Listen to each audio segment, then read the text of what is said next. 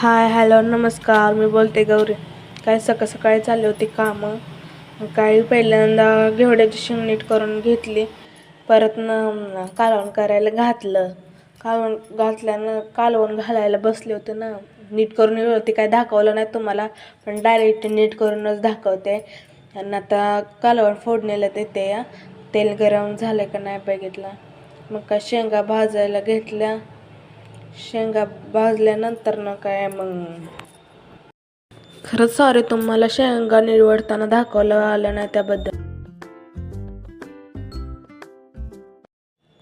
मग काय झालं शेंगा भाजून, मग काय लागलीच टाकलं, चटणी वगैरे टाकली.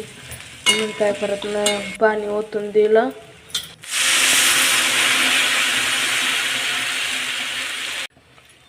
मग काय उकळूस्तवर वाट बघितली.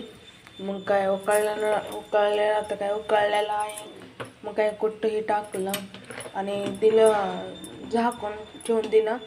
परत लागले कणिक मळायला घेतले लागलेच, कारण पटपट आवरायचं होतं ना. त्यावर काय आमचा शंभू आला की फुलगी मम्मा वासगी करत. मग काय परत त्याच्या मम्माचं काम चालूच पुढं. आणि त्याचं काय काम करता त्याचं मध्ये हात चालूच होतं. त्याचं काय सोडूनच मग काय घेतली कणिक म्हणून.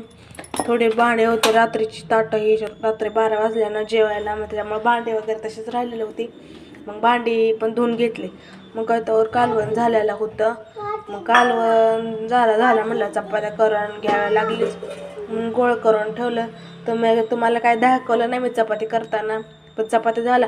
आणि हे बघा रात्री गुलाबजामुन बनवून ठेवलेले होते. आता कसं मस्त झाले.